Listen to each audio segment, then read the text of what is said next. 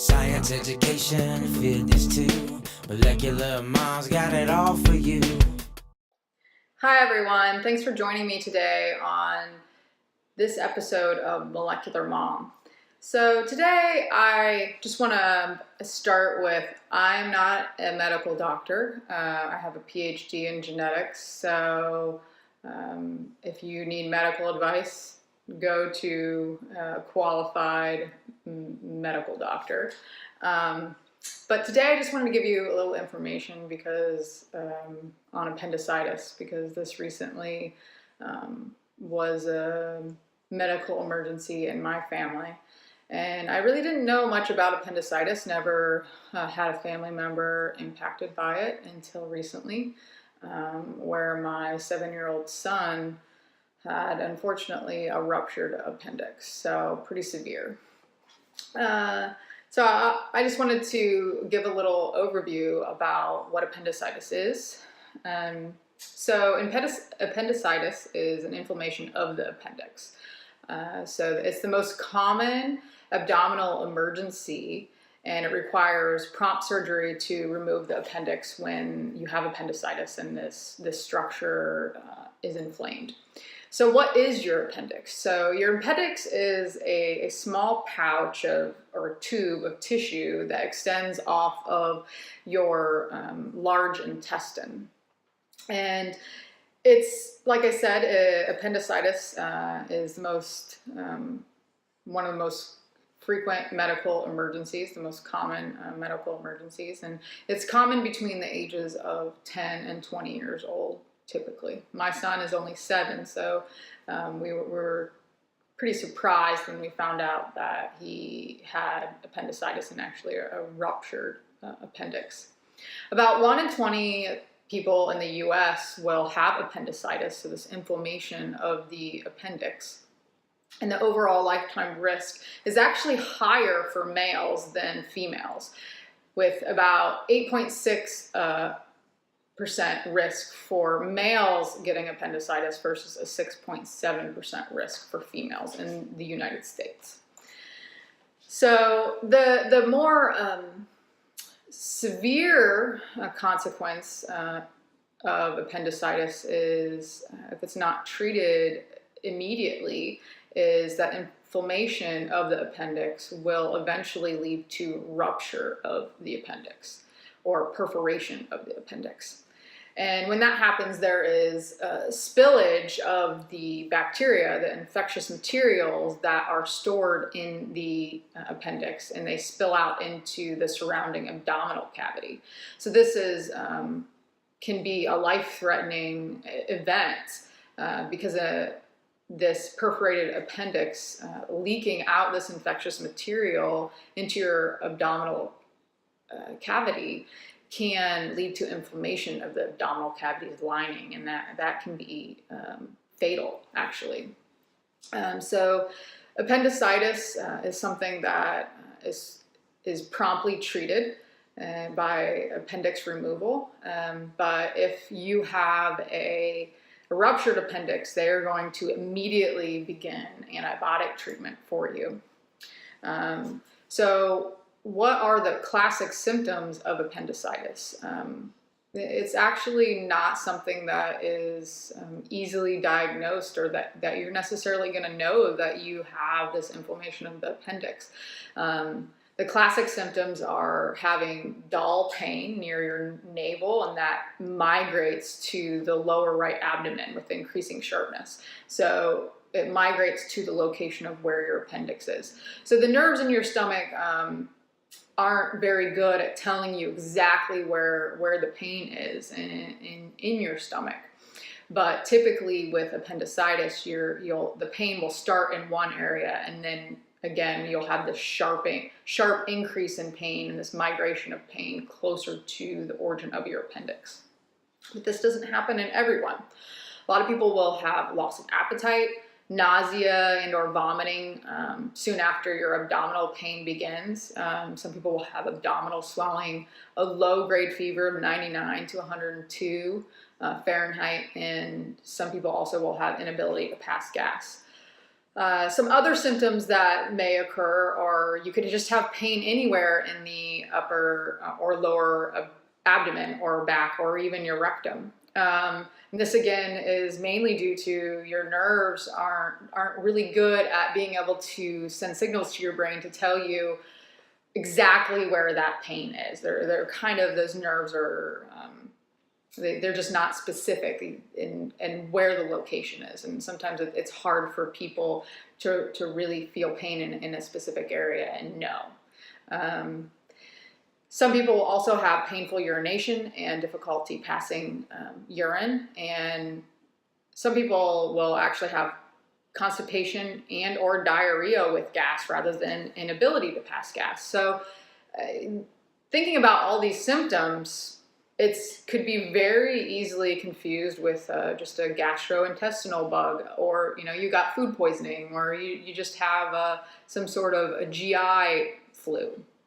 And this was the case with my 7-year-old son, Alaric. We did not realize that he had an inflamed appendix, that he had appendicitis, because he didn't have necessarily these classic symptoms.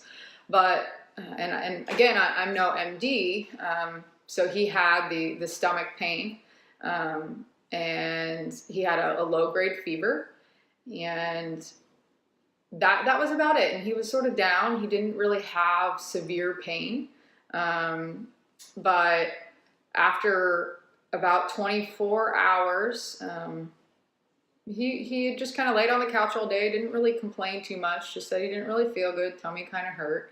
But not excruciating pain or anything. We just thought he had a GI bug, because we had a GI bug just going through our house. It seemed for the past 6 weeks, it just was passing on from one person to another. And I was like, can't we just get rid of this? So I really thought that it was just some sort of bug. But he told my husband actually, the second day, late at night, that it hurt for him to urinate. And that's when the light bulb went off for me that there's something else going on. Like, if it's a GI bug, that's not really something that should be going on. He should not be having pain upon urination. So we took him to his pediatrician immediately in the morning, and they said that they couldn't diagnose appendicitis. They couldn't rule it out. They couldn't say that that's what it was. But he did have some pain near his appendix. So we were told to go to the emergency room immediately, and they diagnosed it there. So in order to diagnose appendicitis, you have to have an abdominal exam to detect the inflammation. So at the pediatrician, they knew that his stomach was tender and around also where his appendix is, but that doesn't necessarily, that's not a diagnosis. Sometimes they will do urine tests to rule out a urinary tract infection, because that was something that I was sort of thinking maybe what was going on with him, because he didn't have like the classic symptoms of appendicitis. And sometimes they will do a rectal exam or a blood test to see if your body is fighting an infection.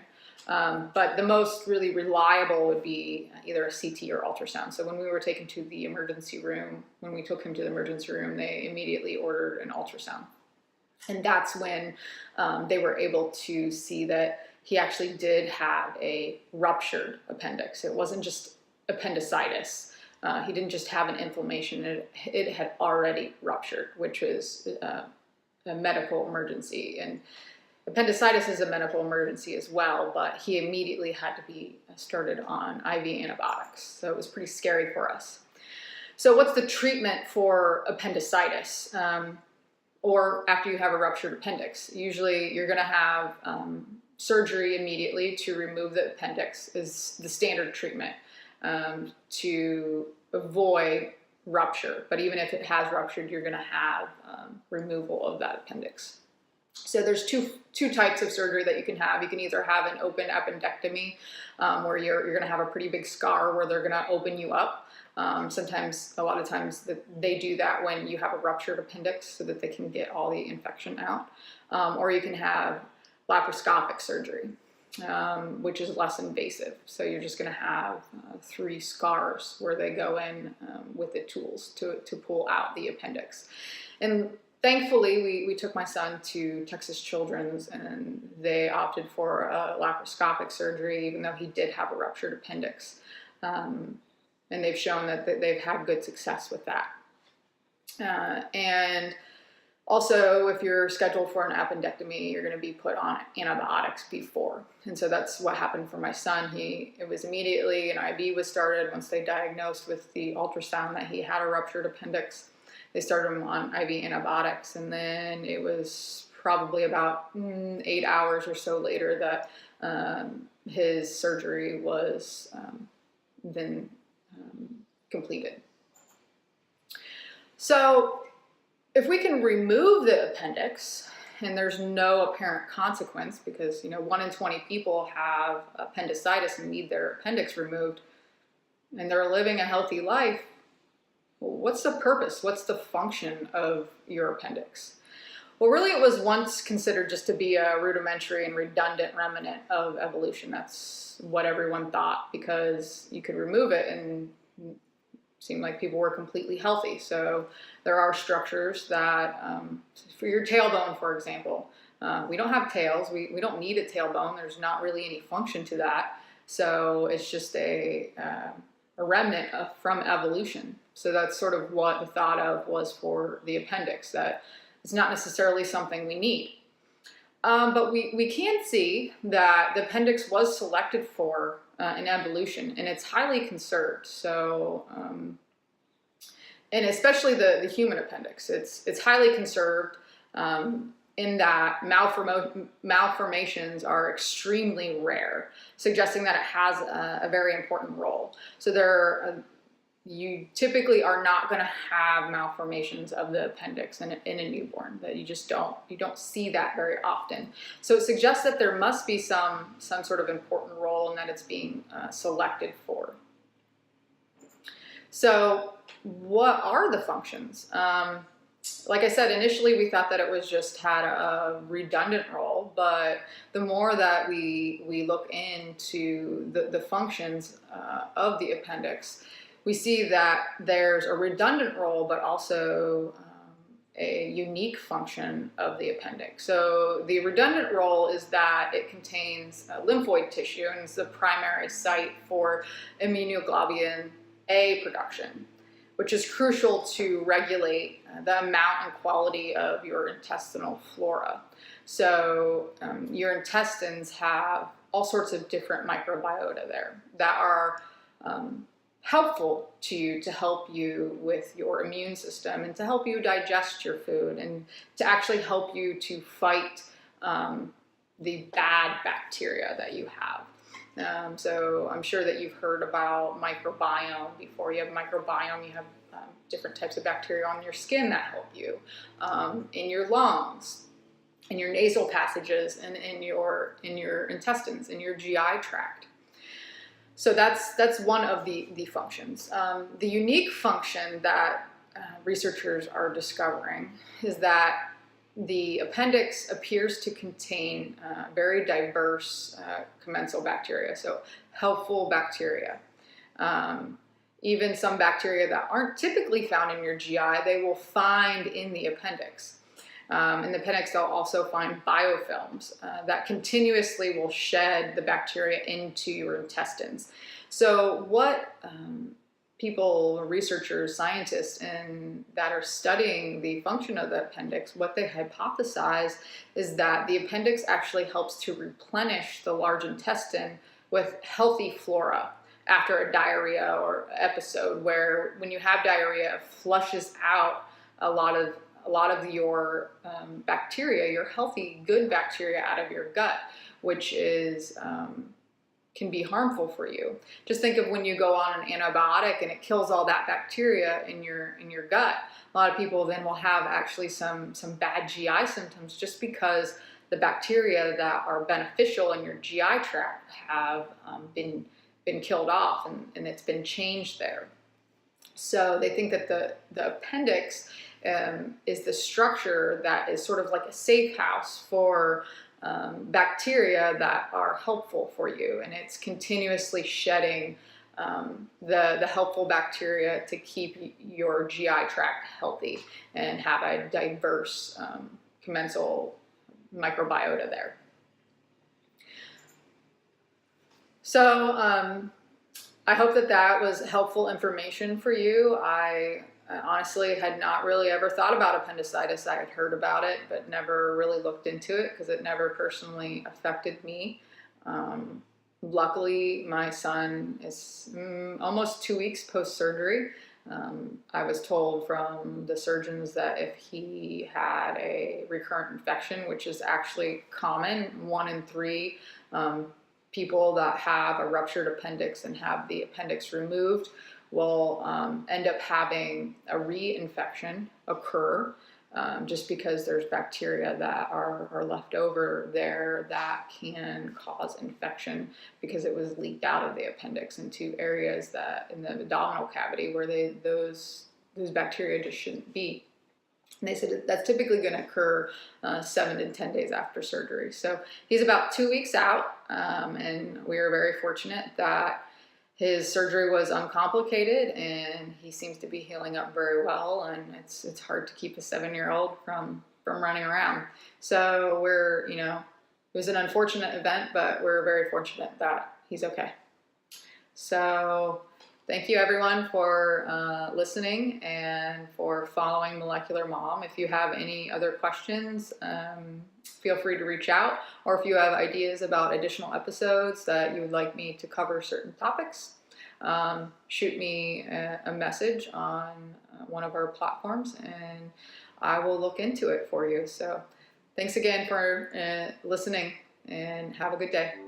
Science education, feel this too. Molecular Mom's got it all for you.